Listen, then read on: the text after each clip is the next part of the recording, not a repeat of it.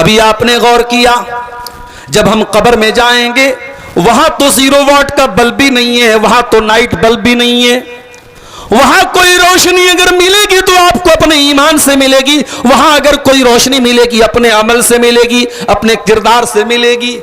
Facebook पर आपको कितने लोगों ने लाइक किया, वहां इससे कोई मतलब नहीं। इंस्टाग्राम पर आप डिजिटल क्रिएटर बन गए, बड़ी अच्छी आईडी बना ली आपने, बड़े फॉलोअर्स हो गए आपके, बड़े फोटोज आपके डाल रहे हैं आप इंस्टाग्राम के ऊपर, बहुत लोगों ने आपको फॉलो कर लिया है। और दुनिया की फैन फॉलोइंग के पीछे भागने वालों, और दुनिया में सोशल मीडिया पर शोहरत पाने वालों, और दुनिया में सोशल मीडिया के जरिए गंदगी फैलाने वालों और वल्गर फोटो और वीडियो डालने वालों, 4 पैसे तो तुम कमा लोगे, चंद पैसे तो तुम कमा लोगे, लेकिन ये इंस्टाग्राम की आईडी, ये स्नैपचैट की आईडी, ये यूट्यूब का चैनल आपकी कब्र में आपके काम नहीं आएगा। वहां रोशनी मिलेगी तो ईमान से मिलेगी, वहां रोशनी मिलेगी तो अमल से मिलेगी।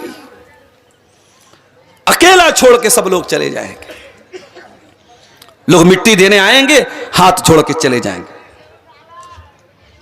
कोई पुरसाने हाल नहीं होगा। मेरे प्यारे साथियों, गौर करो मेरे प्यारे साथियों, इंसान सिर्फ अपनी मौत के ऊपर गौर करे, इंसान दहल जाएगा।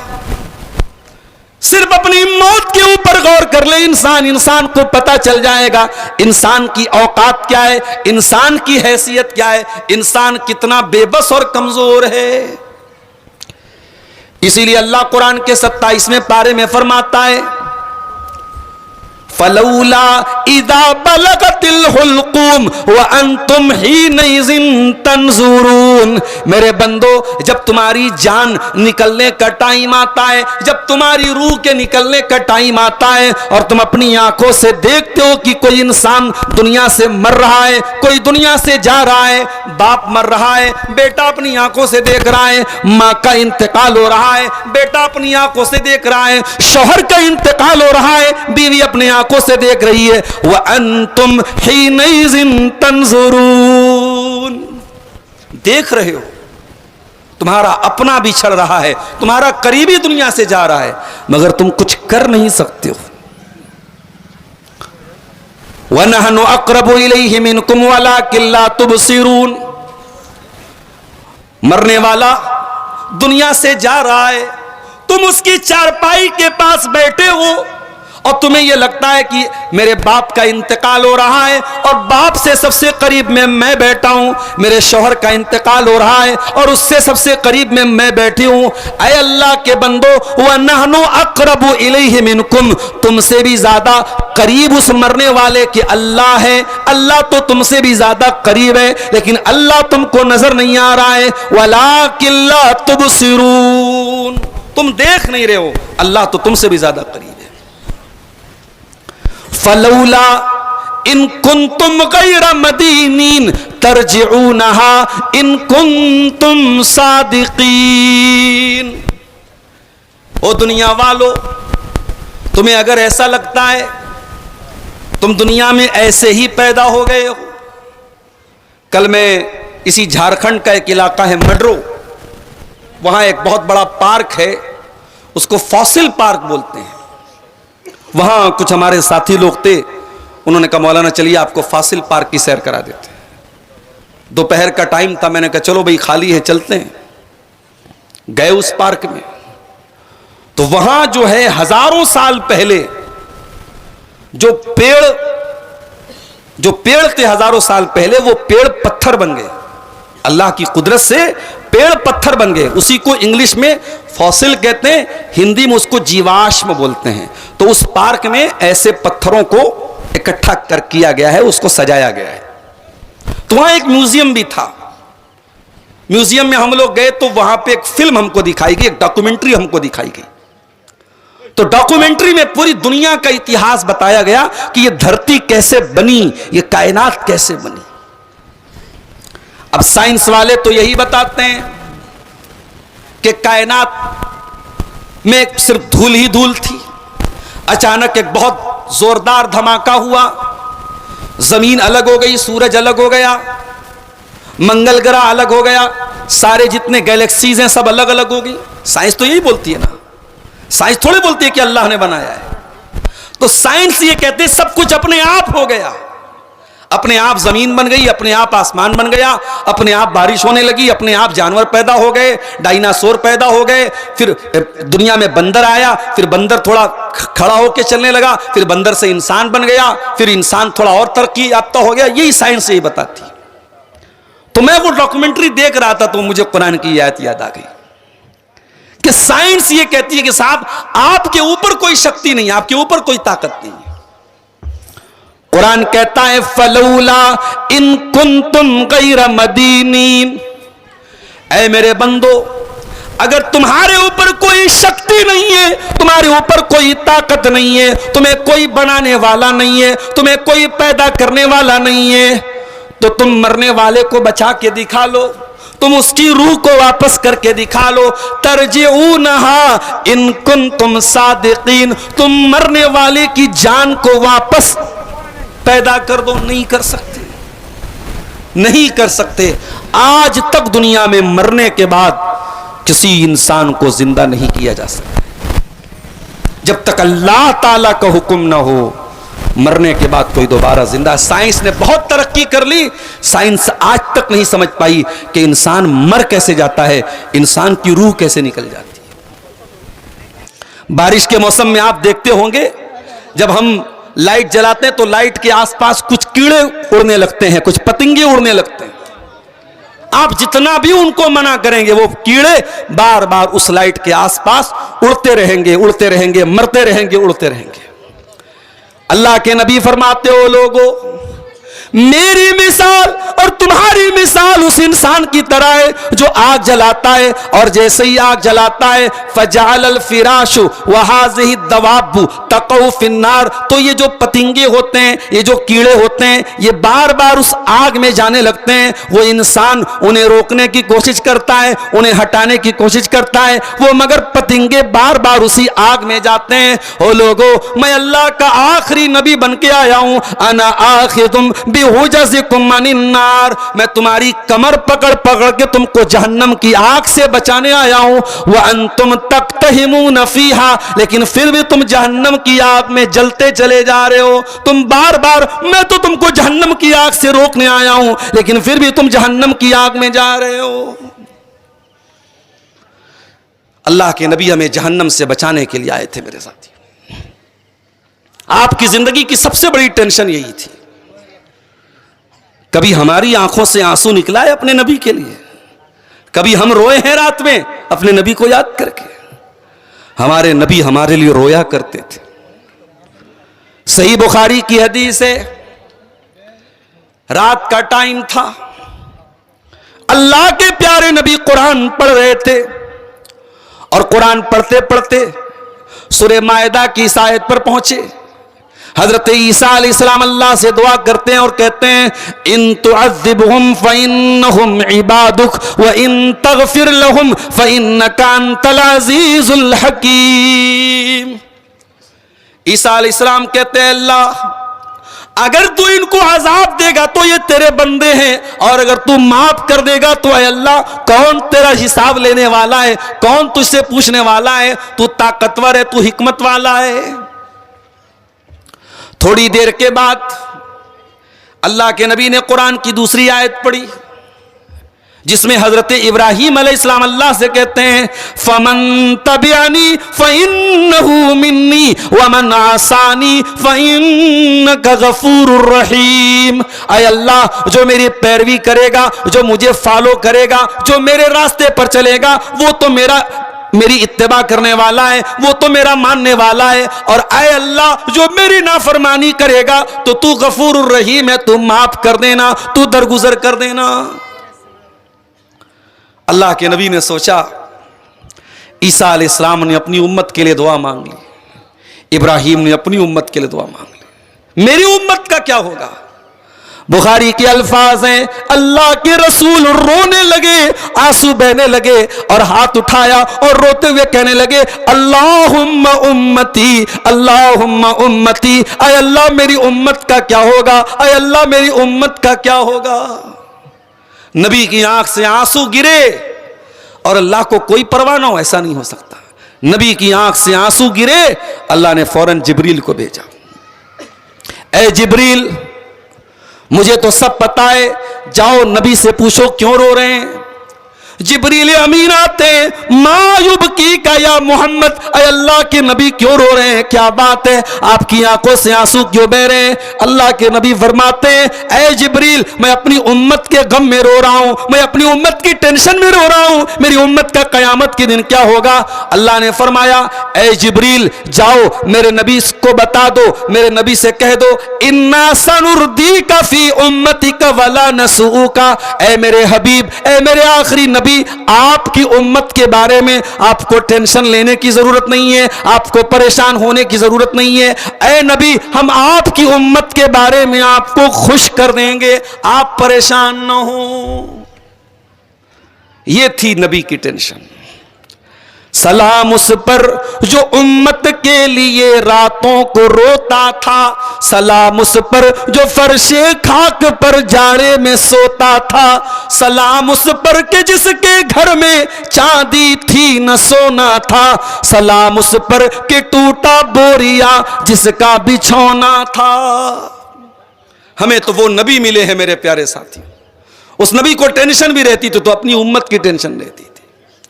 लक़द जाअकुम रसूलुम मिन अनफुसिकुम अज़ीज़ुन अलैहि मा अनित्तुम हरीसुन अलैकुम। ओ लोगो, हमने तुमको ऐसा रसूल दिया है, ऐसा नबी दिया है जो जान से बढ़ के तुमसे प्यार करते हैं, जो तुमसे बहुत मोहब्बत करते हैं। अज़ीज़ुन अलैहि मा अनित्तुम, तुम तकलीफ में पड़ जाओ, मेरे नबी को ये गवारा नहीं है, मेरे नबी को ये बर्दाश्त नहीं है। अभी तरावी की नमाज आपने पढ़ी कि नहीं रमजान में? कि तरावी नबी ने 3 दिन पढ़ाई थी, और बुखारी की रिवायत है, तीनों दिन सहाबे किराम की बड़ी भीड़ आ गई मस्जिद में। पहले दिन थोड़े लोग आए, दूसरे दिन ज्यादा लोग आ गए, तीसरे दिन पूरी मस्जिद भर गई। इसका मतलब कि सहाबा को शौक था। अभी तक तरावी की नमाज नहीं होती थी, लेकिन जब नबी ने पढ़ाई नमाज ये, तो सहाबा बड़े शौक के साथ आए और उन्होंने तरावी की नमाज पढ़ी। आज हमारा हाल क्या है? शुरू रमजान में तरावी की नमाज होती है, मस्जिद भरी रहती है, फिर जैसे जैसे रमजान गुजरने लगता है तरावी की नमाज में तादाद कम होने लगती है, और कहीं कहीं तो बहुत कम हो जाती है, कहीं कहीं बिल्कुल लोग बहुत कम हो जाते हैं। हम तो तरावी की नमाज से भागते हैं, हम तो इबादत से जी चुराते हैं। सहाबे किराम का जज्बा देखो मेरे प्यारे भाइयों, अल्लाह के प्यारे नबी ने 3 दिन तरावी की नमाज पढ़ाई। रमजान की 23वीं रात को आपने पहली तरावी पढ़ाई, बहुत सारी भीड़ आ गई सहाबा की। फिर 25वीं रात में आप आए तो उससे ज्यादा सहाबा की भीड़ आ गई। फिर 27वीं रात को आप आए तो और ज्यादा भीड़ आ गई, मस्जिद भर गई तमाम सहाबे किराम की। चौथी रात में, 29वीं रात में जब अल्लाह के नबी आए तो सहाबा इंतजार करने लगे कि अल्लाह के नबी आएंगे, और अल्लाह के नबी सल्लल्लाहु अलैहि वसल्लम नहीं आए। पूरी रात गुजर गई, फजर की नमाज का टाइम आया, अल्लाह के प्यारे नबी मस्जिद में आए। ओ मेरे सहाबा, मुझे मालूम था तुम रात भर मेरा वेट करते रहे, मेरी प्रतीक्षा करते रहे, मेरा इंतजार करते रहे, मुझे मालूम था, मैं जानबूझ करके नहीं आया। अय अल्लाह के नबी, हमें तो बहुत अच्छा लग रहा था, हमने तो 3 दिन तक आपके साथ ये नमाज पढ़ी थी, हम तो आज भी पढ़ना चाहते थे, आप क्यों नहीं आए रात में? हम तो रात भर आपका इंतजार करते रहे, आपने तरावी की नमाज हमको क्यों नहीं पढ़ाई? आपने फरमाया, ऐ मेरे सहाबा, तुम्हारा जज्बा मैंने देखा, तुम्हारा शौक मैंने देखा, मैं डर गया कि कहीं ये नमाज फर्ज ना हो जाए। अगर ये फर्ज हो जाएगी तो तुम इसको निभा नहीं पाओगे, मुश्किल हो जाएगी। इस डर से मैंने छोड़ दिया, मैंने 3 दिन पढ़ा के छोड़ दिया। मैं डर गया कि कहीं ये नमाज फर्ज ना हो जाए। अल्लाहु अकबर। नबी को अपनी उम्मत का इतना ख्याल है कि कहीं ये नमाज फर्ज ना हो जाए और मेरी उम्मत के लिए परेशानी ना बन जाए। उसके बाद अल्लाह के रसूल ने तरावी की नमाज जमात के साथ नहीं पढ़ाई। हजरत उमर का दौर आया तो हजरत उमर ने लोगों से कहा कि अल्लाह के रसूल ने तरावी की नमाज इसलिए जमात से 3 दिन के बाद पढ़ाना बंद कर दिया था कि कहीं फर्ज ना हो जाए। अब फर्ज होने का डर खत्म हो गया है, लिहाजा दोबारा जमात से तरावी की नमाज होनी चाहिए। फिर हजरत उमर ने फिर से तरावी को स्टार्ट कराया और वहां से लेके आज तक उम्मत तरावी की नमाज जमात के साथ पढ़ती है। तो अल्लाह के नबी को टेंशन होती थी अपनी उम्मत की। मेरे भाइयों, हमारी जिंदगी में भी बहुत सारी टेंशनें होती हैं। इन टेंशनों का इलाज क्या है? हमारी समस्याओं का समाधान क्या है? हमारी प्रॉब्लम का सॉल्यूशन क्या है? हम अपने मसले को कहां लेके जाए, कहां हल करें? तो आज की मेरी तकरीर का जो टॉपिक है वो यही है कि इस्लाम में गम का इलाज क्या है, इस्लाम में टेंशन का इलाज क्या है। हमारी जिंदगी में जो समस्याएं आती हैं, जो टेंशन आती है, उनका इलाज हमारे नबी ने, हमारे अल्लाह ने, हमारे कुरान ने क्या बताया। आइए हम कुरान और हदीस की रोशनी में तलाश करने की कोशिश करते हैं। मेरे प्यारे साथियों, अगर आप अपने गम को दूर करना चाहते हैं, अगर टेंशन को दूर करना चाहते हैं, तो कुरान कहता है पहला काम क्या करना है? तौहीद पर आना है। अगर आप एक अल्लाह के मानने वाले, अगर आप तौहीद पे चलने वाले हैं, दुनिया की बड़ी से बड़ी मुसीबत आ जाए, बड़ा से बड़ा गम आ जाए, आपका कुछ भी बिगड़ने वाला नहीं है। फ़अक़िम वजहका लिद्दीन हनीफ़ा फितरतल्लाहिल्लती फ़तरन्नास अलैहा। ऐ मेरे नबी, आप अपना चेहरा उस अल्लाह की तरफ कर लीजिए जिस अल्लाह ने पैदा किया है। और ऐ मेरे नबी, ये तौहीद ही इंसान की फितरत है, जिस फितरत पर अल्लाह ने पैदा किया है। अल्लाह ने हमें तौहीद पर पैदा किया है। दुनिया में बच्चा पैदा होता है तौहीद पर पैदा होता है। दुनिया में आने के बाद कोई मूर्ति की इबादत करने लगता है, कोई पत्थर की इबादत करने लगता है, कोई ईसा मसीह की इबादत करने लगता है। दुनिया में आने के बाद लोग शिर्क करते हैं, लेकिन अल्लाह ने जो प्राकृतिक तौर पर, जो नेचुरल तौर पे हमें पैदा किया है, मेरे प्यारे साथियों, तौहीद पर पैदा किया है। इसलिए इस्लाम यह कहता है तौहीद को अपना लो, एक अल्लाह की इबादत करने वाले बन जाओ, तुम्हारी जिंदगी में चैन आ जाएगा, सुकून आ जाएगा। अल्लज़ीना आमनू वलम यल्बिसू ईमानहुम बिज़ुल्मिन उलाइका लहुमुल अम्नु वहुम मुहतदून। ऐ मेरे बंदो, तुम ईमान वाले बन जाओ और अपने ईमान में शिर्क की मिलावट मत करो, शिर्क की मिलावट मत करो। मुझे मालूम है, मैं साहेबगंज और पाकुड़ के इलाके में हूं। यहां अल्हम्दुलिल्लाह हमारी अहले हदीसों की तादाद बहुत अच्छी तादाद है और हमारे यहां शिर्क को बिदअत ना के बराबर है। लेकिन हां, मैं ये भी बता दूं आपको कि कहीं कहीं जिहालत की वजह से अब अहले हदीसों के यहां भी शिर्क व बिदअत की गुमराही अब आने लगी है। कहीं कहीं अहले हदीसों के यहां भी अब तावीज पहना जाने लगा है। अब कहीं कहीं हमारे यहां भी बदअकीदगी वाली चीजें आने लगी हैं। बिल्ली ने रास्ता काट दिया तो कहीं कहीं हमारे लोग भी अपनी गाड़ी रोक लेते हैं, बिल्ली ने रास्ता काट दिया। कहीं कहीं हमारे घर की औरतें भी, औलाद नहीं हो रही है और किसी ने कहा फला दरगाह पे चली जाओ, तो दरगाह पे जाने के लिए भी तैयार हो जाती हैं। मेरे प्यारे भाइयों, मेरी माँ और बहनों, तौहीद का मतलब यही है कि मर जाओ, कट जाओ, मगर तौहीद से समझौता नहीं करना है। पेशानी झुकेगी तो अल्लाह के सामने झुकेगी, अल्लाह के सिवा किसी और के ऊपर भरोसा नहीं करना है। इसलिए कि दुनिया में कौन है? अल्लाह ताला जिसको देना ना चाहे, कौन है उसको दे सकता है, और अल्लाह जिसको देना चाहे, कौन ऐसा है जो रोक सकता है। हम लोग नमाज में सलाम फेरने के बाद एक दुआ पढ़ते हैं, अल्लाहुम्मा ला मानिया लिमा आतैता वला मोतिया लिमा मनाता वला यनफउज़ल जद्द मिनकल जद्द। ऐ अल्लाह, तू जिसको दे दे उसको कोई रोकने वाला नहीं है, तू जिसको रोक दे उसको कोई देने वाला नहीं है। और ऐ अल्लाह, बड़े से बड़ा मकाम मर्तबे वाला, बड़े से बड़ी पोस्ट वाला, बड़े से बड़े ओहदे वाला, ऐ अल्लाह, तेरे मुकाबले में किसी की पोस्ट उसके काम नहीं आएगी। यह है तौहीद का मतलब।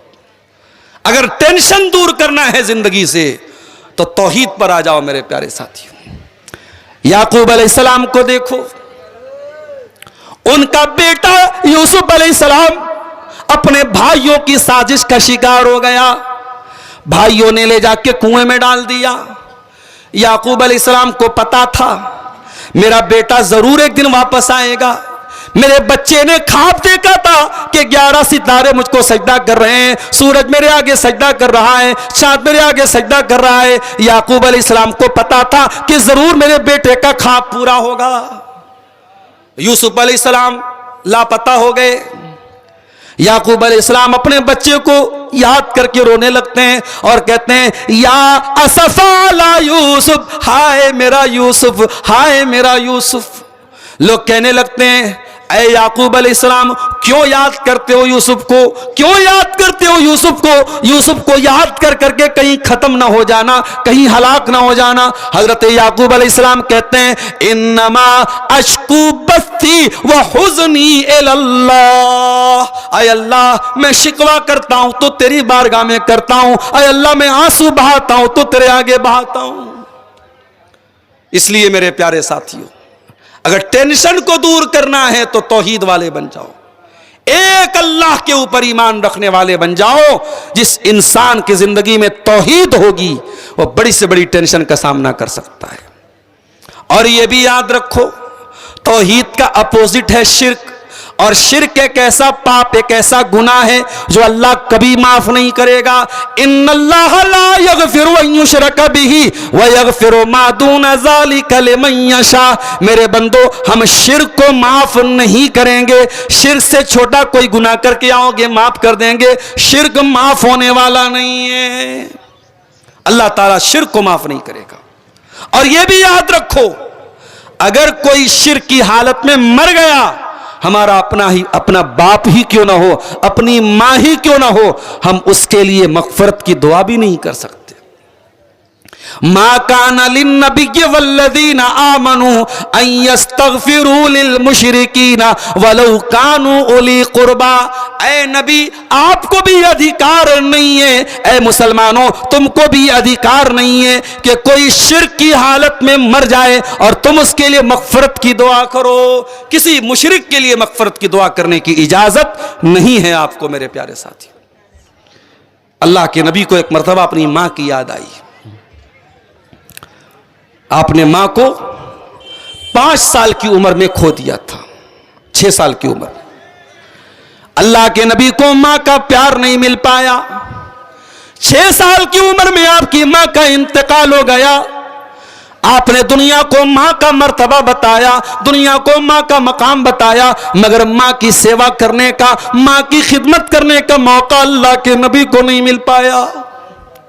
जिन औरतों ने आपको दूध पिलाया था, हजरत हलीमा, हजरत सुवैबा, हजरत उम्मे ऐमन, जो आपकी रजाई माएँ थी, जो आपको दूध पिलाने वाली माएँ थी, जब कभी ये आती थी तो अल्लाह के रसूल उनको बहुत सम्मान देते थे, बहुत इज्जत देते थे।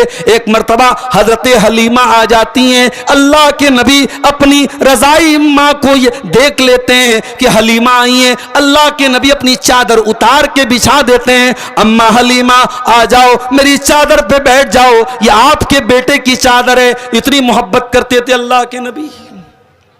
मां को आपने 6 साल की उम्र में खो दिया।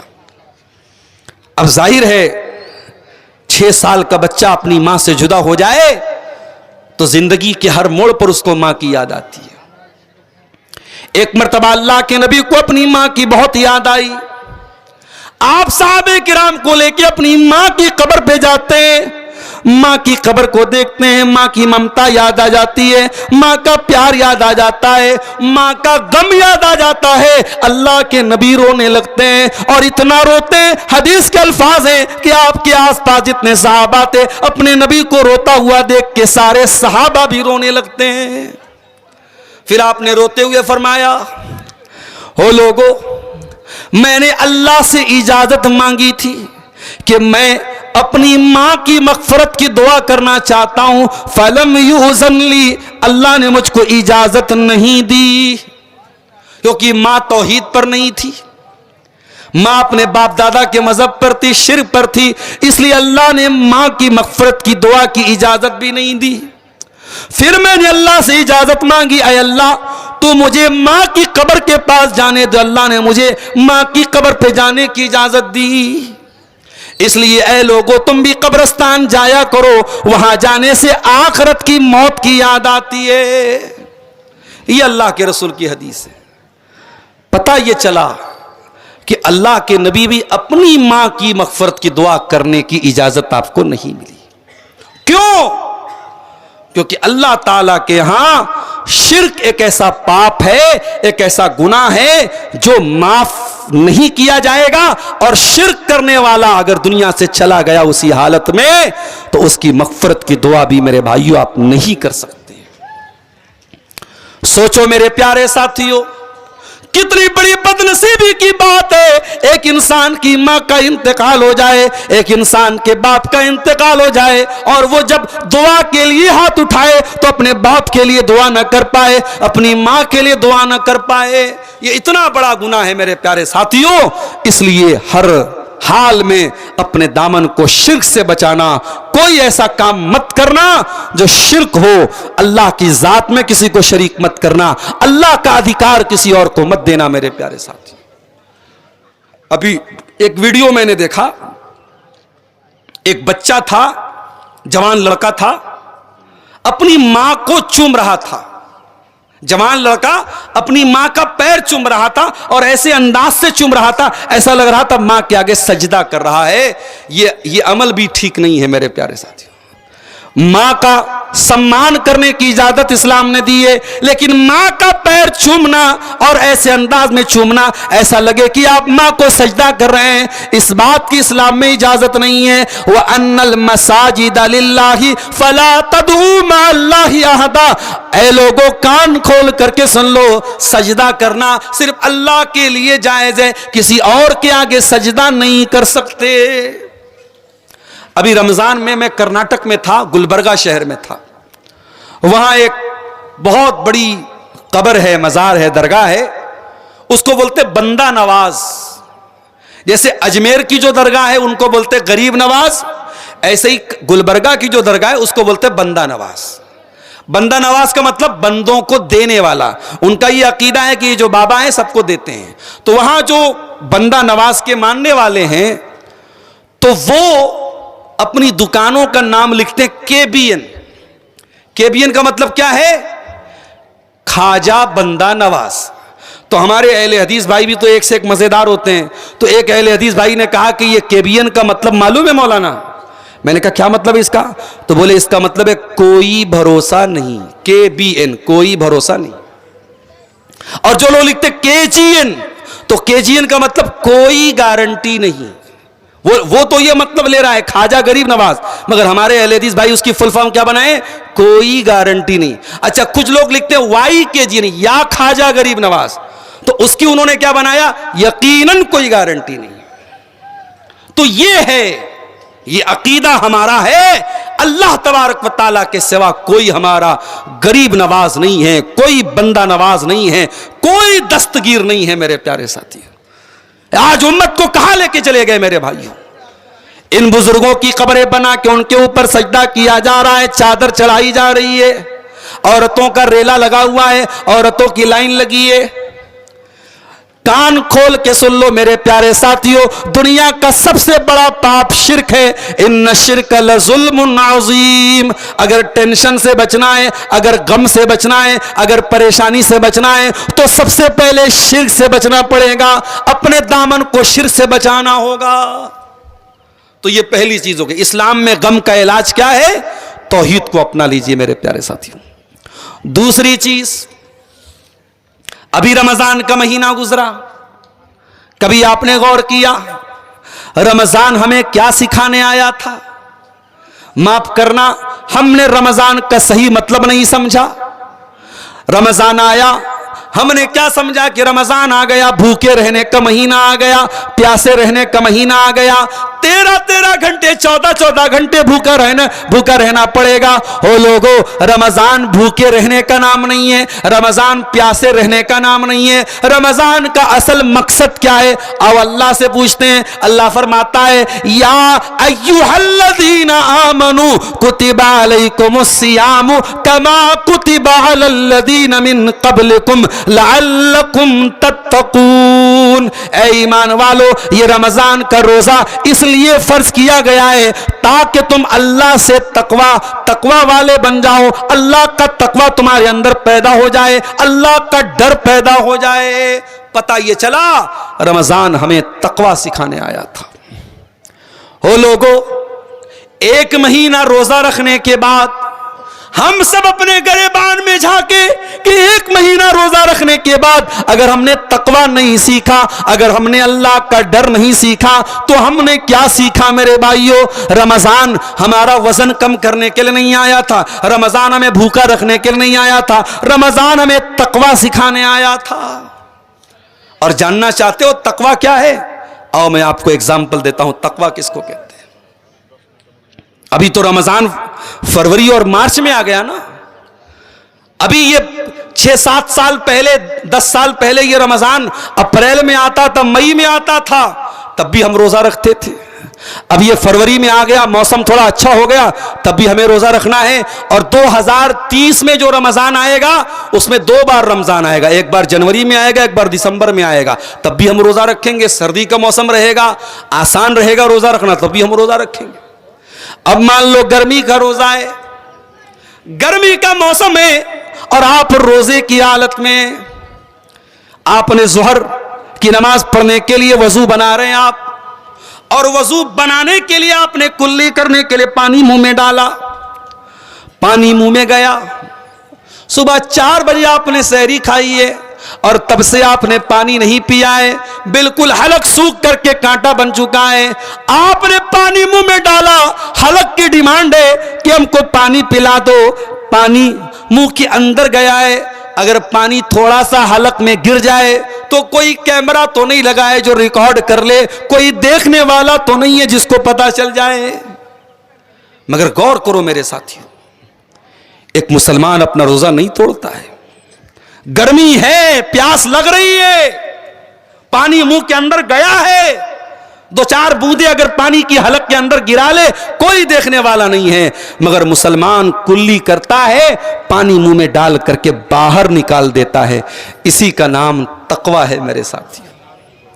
जहां कोई देखने वाला ना हो, जहां किसी का कोई डर ना हो, वहां पर अल्लाह का डर हमारे अंदर पैदा हो जाए, इसी का नाम तो तकवा है। और रमजान तकवा सिखाने के लिए आया था मेरे साथियों। हमने रमजान में खाना छोड़ा था रोजे की हालत में, पानी छोड़ा था रोजे की हालत में, बीवी को छोड़ा था रोजे की हालत में। खाना नहीं खाते थे, बीवी के पास नहीं जाते थे, पानी नहीं पीते थे, ये सब चीजें हलाल थी मगर रोजे की हालत में हराम हो गई।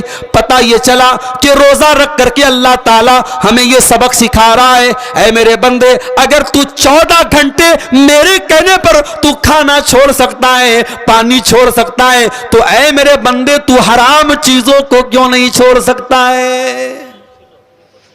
आज कितने कारोबार हैं हमारे समाज में जो हराम तरीके से हो रहे हैं। मोबाइल बेचने वाला बजाज फाइनेंस, हमारे यहां ये 0% इंटरेस्ट पर मोबाइल लीजिए, बेच रहे कि नहीं बेच रहे लोग?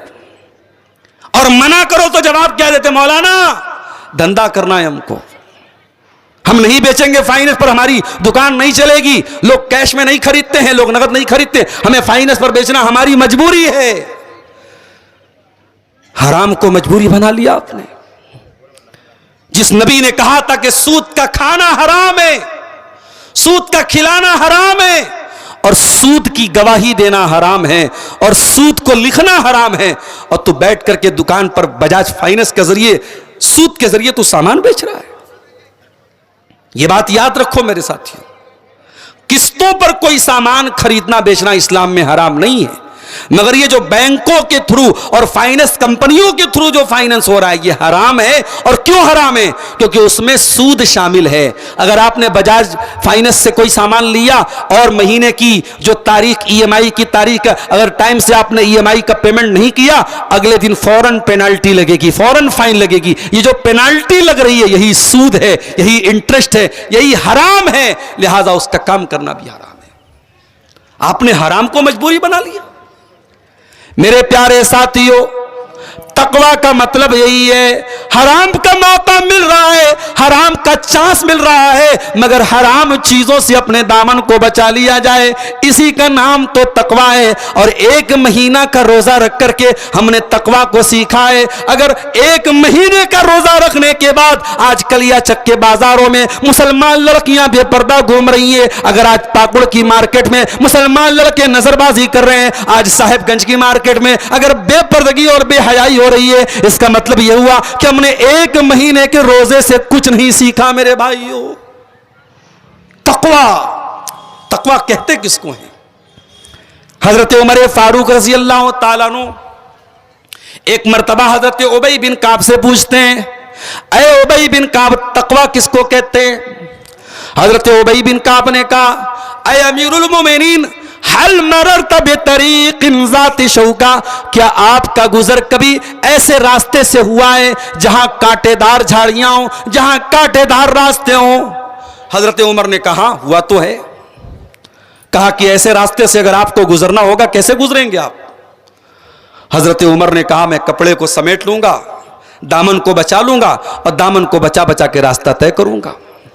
कहा अमीरुल मोमिनीन, इसी का नाम तो तकवा है कि रास्ते में, जिंदगी के रास्ते में गुनाहों के कांटे आएंगे, शैतान के कांटे आएंगे, नफ्स के कांटे आएंगे, इन तमाम कांटों से अपने दामन को बचाना, इसी का नाम तकवा है। ओ मेरे नौजवानों, मैं जानता हूं आज हम नौजवानों की बात तो कर रहे हैं, लेकिन ताली एक हाथ से नहीं बजती है। आज लड़कों को हम अकेले जिम्मेदार करार नहीं दे सकते हैं। अगर लड़का किसी से चैटिंग कर रहा है तो सामने कोई लड़की भी तो है, एक हाथ से तो ताली नहीं बज रही है। अगर आज लड़के गलत काम कर रहे हैं तो कहीं ना कहीं लड़कियां भी इन्वॉल्व हो रही हैं, अगर लड़कियां गलत काम कर रही हैं तो कहीं ना कहीं लड़के भी इन्वॉल्व हो रहे हैं। मैं जानता हूं बहुत मुश्किल हो गया है आज के दौर में एक नौजवान को अपने कैरेक्टर की हिफाजत करना। कॉलेज में लड़का पढ़ रहा है, लड़कियां साथ में पढ़ रही हैं, परफ्यूम लगा करके, आधे अधूरे कपड़े पहन करके जिस्म की नुमाइश कर रही हैं। ऐसे माहौल में एक लड़का उसी कॉलेज में पढ़ रहा है, अपनी नजर की हिफाजत करना, अपने कैरेक्टर की हिफाजत करना उस लड़के के लिए चैलेंज है, एक मुश्किल है। मगर इसी मुश्किल हालात में अपने दामन को गुनाह से बचाना, इसी का नाम तकवा है मेरे प्यारे साथियों। आप याद रखिए, इसी धरती पे हमें और आपको रहना है, इसी माहौल में रहना है और इसी माहौल में रह करके हमें अपने दामन को गुनाह से बचाना है, और इसी का नाम तकवा है मेरे प्यारे साथियों। कभी आप कुरान में यूसुफ अलैहिस्सलाम का वाकया उठा के देखिए। यूसुफ अलैहिस्सलाम के ऊपर जो हालात आए थे मेरे प्यारे साथियों, वो हालात बड़े मुश्किल हालात थे। कुरान कहता है, वरावदतहुल्लती हुवा फी बैतिहा, यूसुफ अलैहिस्सलाम जिस औरत के घर में रहते थे उसी औरत ने उनके ऊपर डोरे डाले थे। उस जमाने में कोई कैमरा नहीं था, कोई पुलिस का डर नहीं था, कोई सीआईडी का डर नहीं था। यूसुफ अलैहिस्सलाम उसी औरत के घर में रहते थे। औरत खूबसूरत थी, जवान थी, यूसुफ भी जवान थे, यूसुफ भी खूबसूरत थे, और औरत खुद बुला रही थी, और औरत ने घर के सारे दरवाजे भी बंद कर दिए थे। और फिर वो औरत कह रही है कि ऐ यूसुफ मेरे पास आ जाओ। गौर करो मेरे नौजवानों, मेरी माओ बहनों, बुराई करने का सारा मौका मिल रहा था यूसुफ अलैहिस्सलाम को, सारी सिचुएशन बड़ी खतरनाक थी, मगर यूसुफ अलैहिस्सलाम ने अपने दामन को बचा लिया। काला मआज़ल्लाह इन्नहु रब्बी अहसन मसवाया इन्नहु ला युफ्लिहुज़्ज़ालिमून। ऐ अजीज़ मिस्र की बीवी, ऐ मेरी मलका, ऐ ज़ुलेखा, मैं तेरे दावत गुनाह पर लब्बैक न कहूंगा, मैं तेरे साथ ये गलत काम नहीं कर सकता। मेरे अल्लाह ने तेरे घर में मुझको ठिकाना दिया है, ऐ ज़ुलेखा मैं तेरे साथ ये गलत काम नहीं कर सकता। ये है तकवा। और मेरे प्यारे साथियों, अगर जिंदगी में गम से बचना है तो तकवा वाले बन जाओ। और एक जुमला बोल रहा हूं, नोट कर लो, गुनाह कभी छुप नहीं सकता है। आज हमने कोई पाप किया, कोई गुनाह का काम किया, हमने सारे सबूत भी मिटा दिए, हमने सारे गवाहों को मिटा दिया, मगर वो गुनाह एक न एक दिन दुनिया के सामने आएगा। अगर दुनिया में नहीं आएगा तो कयामत के दिन सामने आएगा। वो धरती बोलेगी यौमइज़िन तुहद्दिसु अख़बारहा, जिस धरती पर बैठ के हमने गलत काम किया था वो धरती बोलेगी हत्ता इज़ा मा जाऊहा शहीदा अलैहिम समूहुम, हमारा कान बोलेगा, कान से क्या क्या तुम बातें सुनते थे, वह अबसारुहुम, हमारी आंखें बोलेंगी हमने आंखों से क्या क्या देखा था, और हमारी चमड़ी बोलेगी। अल्लाह ताला कयामत के दिन हमारी आंखों को भी गवाह बनाएगा, हमारे कानों को भी गवाह बनाएगा, हमारे बदन की त्वचा को, हमारी चमड़ी को भी गवाह बनाएगा। इसलिए मेरे भाइयों, गुनाह से वक्ती तौर पे मजा आ जाएगा, गुनाह से वक्ती तौर पे लज्जत मिल जाएगी, मगर गुनाह का असर बहुत भयानक पड़ेगा। गुनाह आपके बीवी बच्चों को परेशानी में डालेगा, आपको परेशानी में डालेगा, आपके कारोबार को परेशानी में डालेगा। इसलिए तकवा वाले बन जाओ, गुनाह से बचने वाले बन जाओ, और जब गुनाह से बचने वाले बन जाओगे तो अल्लाह गारंटी लेता है वलौ अन्न अहलल कुरा आमनू वत्तक़ौ लफ़तहना अलैहिम बरकातिम मिनस समाई वल अर्दी। ऐ मेरे बंदो, अगर तुम तकवा वाले बन जाओ, तुम अल्लाह से डरने वाले बन जाओ, तो हम जमीन व आसमान की बरकत के दरवाजे खोल देंगे तुम्हारे ऊपर। ऐ बिजनेस करने वालों, ऐ मोबाइल शॉप चलाने वालों, इलेक्ट्रॉनिक सामान चलाने वालों, अल्लाह की कसम आप हराम तरीकों से पैसा कमाने के चक्कर में न पड़ो। अल्लाह हलाल से इतनी बरकत देगा कि आप सोच भी नहीं सकते। हलाल में अल्लाह बरकत नहीं देता है, बहुत बरकत देता है। हलाल के जरिए भी लोग करोड़पति बने हैं और बनते हैं मेरे साथ। अभी एक आदमी से मेरी मुलाकात हुई कर्नाटक में, अरबपति आदमी है और हलाल तिजारत है, बेकरी का बहुत बड़ा कारोबार है। अपनी माँ के नाम से उन्होंने मदरसा कायम किया, बाप के नाम से उन्होंने मस्जिद बनाई, बहुत दीन का काम कर रहे हैं मेरे प्यारे साथियों। इसलिए ये बात याद रखिए, अल्लाह हलाल तरीके से भी आपको इतनी रोजी देगा कि आप सोच भी नहीं सकते। तो ये दूसरी चीज है, तकवा वाले बन जाओ, जिंदगी से गम दूर हो जाएगा, टेंशन दूर हो जाएगी। इस्लाम में गम को दूर करने का तीसरा तरीका, जिंदगी से टेंशन को दूर करने का तीसरा तरीका क्या है मेरे भाइयों? अल्लाह से तौबा किया करो, अल्लाह से माफी मांगा करो, अल्लाह के सामने अपने गुनाहों की माफी मांगा करो। ये जलसा हो रहा है, जलसा खत्म हो जाए, घर जाओ, वजू कर लो, और अल्लाह ताला अगर तौफीक दे तो 8 रकात पढ़ लेना, 8 नहीं पढ़ सकते तो 6 पढ़ लेना, 6 भी नहीं पढ़ सकते तो 4 पढ़ लेना, 4 भी नहीं पढ़ पाते तो 2 रकात पढ़ लेना। रात का सन्नाटा है, रात का सुहाना वक्त है, 2 रकात तहज्जुद की नमाज पढ़ लेना और अल्लाह के सामने बैठ जाना और अल्लाह से अपने गुनाहों की माफी मांग लेना, अल्लाह से तौबा कर लेना। मेरे प्यारे साथियों, ये तौबा भी आपकी बहुत सारी मुसीबतों को दूर कर देगी। अभी रमजान में ताक रातों में हमने क्या दुआ मांगी थी? अल्लाहुम्मा इन्नका अफ़्वुन तुहिब्बुल अफ़्व फ़अफ़ु अन्ना। ऐ अल्लाह, तू माफ करने वाला है, तू माफी को पसंद करता है। ऐ अल्लाह, तू हमको भी माफ कर दे। हमने ताक रातों में, हमने शबे कद्र में भी अल्लाह ताला से तौबा की थी, हमने अल्लाह से माफी मांगी थी। इसलिए मेरे प्यारे साथियों, तौबा किया करो, क्योंकि ये बात नोट कर लो कि हमारे ऊपर जितनी मुसीबतें आती हैं वो हमारे अपने करतूतों का फल होती हैं, अपने कामों की सजा होती है। वमा असाबकुम मिन मुसीबतिन फबिमा कसबत अयदीकुम। ऐ मेरे बंदो, तुम्हारे ऊपर जो भी मुसीबतें आती हैं वो तुम्हारे अपने करतूत का नतीजा होती हैं, अपने गुनाहों की सजा होती है। लिहाजा अल्लाह ताला से मफ़रत तलब किया करो, माफी मांगा करो। हज़रत नूह अलैहिस्सलाम अपनी कौम से कहते हैं फ़क़ुल्तुस्तग़फ़िरू रब्बकुम इन्नहु कान गफ़्फ़ारा। ऐ मेरी कौम के लोगों, अल्लाह ताला से इस्तिग़फ़ार किया करो, अल्लाह ताला से माफ़ी मांगा करो। अल्लाह बहुत बख्शने वाला है। युरसिलिस समाअ अलैकुम मिदरारा। जब तुम अल्लाह से माफ़ी मांगोगे, जब इस्तिग़फ़ार करोगे, अल्लाह आसमान से बारिश भी नाजिल फरमाएगा। वयुमदिदकुम बिअमवाल, अल्लाह माल भी तुमको देगा। वयजअल लकुम जन्नातिन वयजअल लकुम अनहारा, अल्लाह माल भी देगा, अल्लाह औलाद भी देगा, अल्लाह बाग भी देगा, अल्लाह नहरें भी देगा। इमाम हसन बसरी के पास एक आदमी आया, उसने कहा इमाम साहब, कारोबार में बड़ा घाटा हो रहा है, बड़ा नुकसान हो रहा है, कोई दुआ बता दीजिए, कोई तरीका बता दीजिए। इमाम हसन बसरी ने कहा जाओ इस्तिगफार करो। दूसरा आदमी आया, इमाम साहब शादी के कई साल हो गए, औलाद नहीं हो रही है, औलाद की नेमत से महरूम हूं, कहा जाओ इस्तिगफार करो। तीसरा आदमी आया, इमाम साहब बारिश नहीं हो रही है, सूखा पड़ा हुआ है, कहा जाओ इस्तिगफार करो।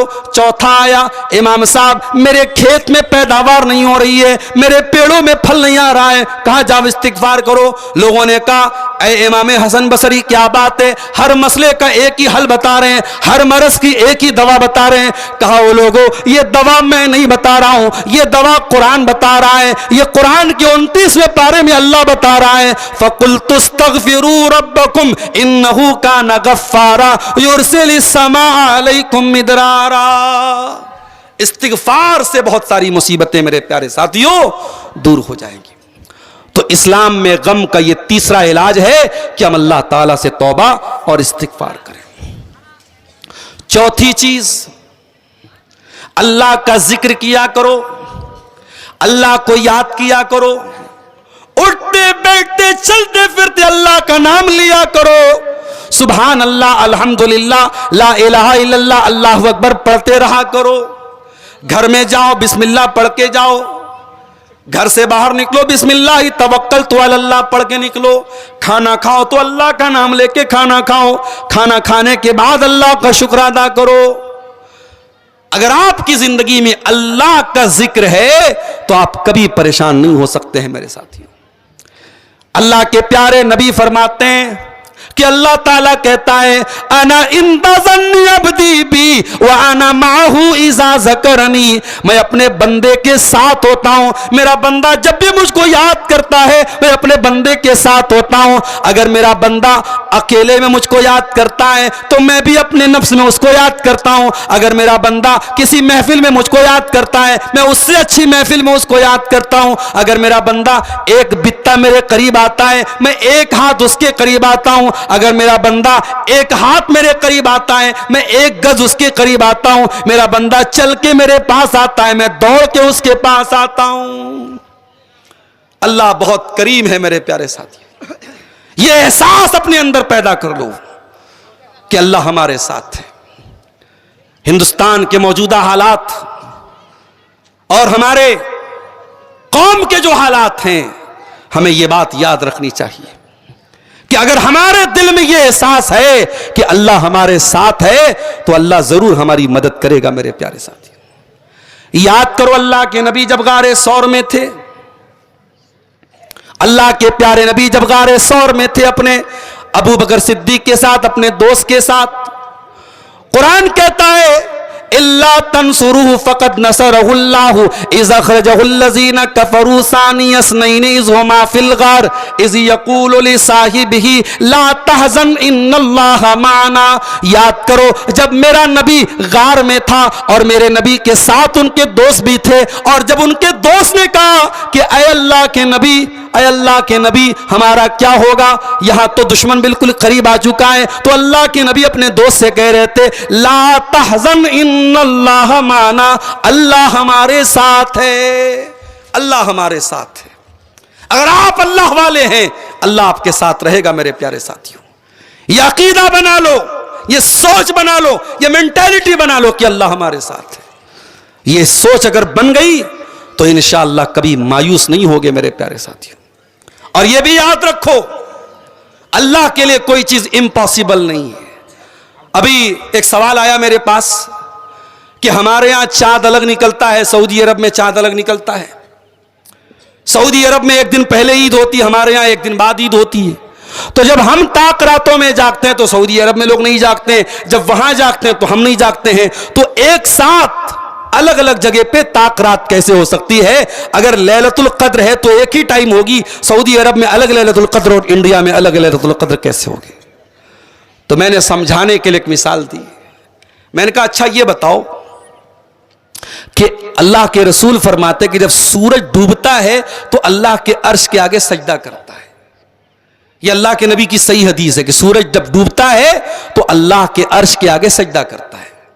अब जब इंडिया में सूरज डूबा, जब हमारे यहां मगरिब का टाइम हुआ तो दुनिया में कहीं और फजर का टाइम भी हो गया, वहां सूरज निकल रहा है, कहीं रात भी है, कहीं सुबह भी है। दुनिया में ऐसी टाइमिंग है कि हमारे यहां जब सूरज डूब रहा है तो कहीं निकल रहा है। तो अब इस हदीस का क्या मतलब लेंगे आप? अल्लाह के नबी तो फरमा रहे सूरज जब डूबता है अल्लाह के आगे सजदा करता है। इसका मतलब यह हुआ कि अल्लाह ताला कोई काम कैसे करता है इस पर हमें सवाल उठाने की कोई जरूरत नहीं है। अल्लाह हर चीज पर कादिर है मेरे प्यारे साथियों। अल्लाह कब कैसे क्या मदद कर देगा अपने बंदे की, बंदा सोच भी नहीं सकता है मेरे साथियों। इसलिए मेरे प्यारे साथियों अपनी तौहीद को मजबूत कीजिए। मूसा अलैहिस्सलाम का वाकया सुना के बाद खत्म कर रहा हूं। मूसा अलैहिस्सलाम जा रहे थे अपनी कौम को लेकर के और पीछे फिरौन आ रहा था लश्कर लेकर के और सामने दरिया था, समुंदर था, पानी था। कुरान कहता है फलम्मा तरा अल जमानी काला असहाब मूसा इन्ना लमुदरकून। जब फिरौन और मूसा अलैहिस्सलाम का आमना सामना हो गया, जब दोनों लश्करों का आमना सामना हो गया तो मूसा अलैहिस्सलाम के साथियों ने कहा ऐ मूसा सामने पानी है, पीछे फिरौन का लश्कर है, भागने का कोई रास्ता नहीं है, अब तो हम पकड़ लिए जाएंगे, अब तो हम गिरफ्तार हो जाएंगे। काला कल्ला इन्न मई रब्बी सयहदीन। मूसा अलैहिस्सलाम ने कहा ऐसा कभी नहीं हो सकता, मेरा अल्लाह मेरे साथ है, मेरा रब मेरे साथ है, वो जरूर कोई ना कोई रास्ता निकालेगा। जब मूसा अलैहिस्सलाम ने इतने यकीन के साथ कहा कि मेरा अल्लाह मेरे साथ है तो अल्लाह ने मूसा अलैहिस्सलाम से क्या कहा? फ़अौहैना इला मूसा अन इज़रिब बिअसाकल बहरा। ऐ मूसा अपनी लाठी को पानी के ऊपर मार दो। मूसा अलैहिस्सलाम ने पानी को लाठी को पानी पर मारा। फनफलक फकान कुल्लु फिरकिन कत्तौदिल अज़ीम। पानी के अंदर दो टुकड़े हो गए, पानी के अंदर रास्ता बन गया। फरक्का का ब्रिज बनने में कई साल लग रहे हैं।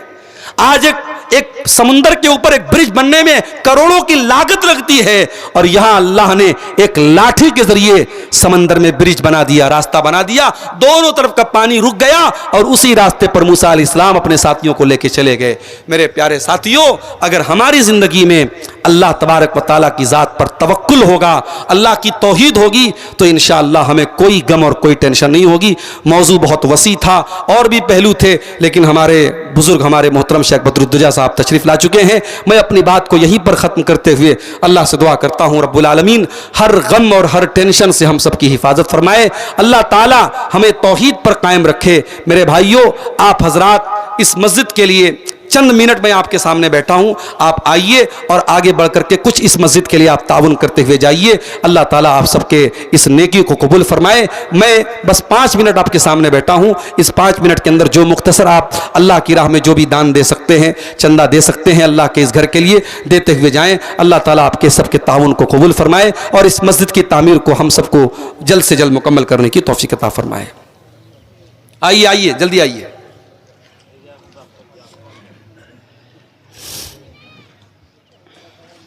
चलो भाई कोई भी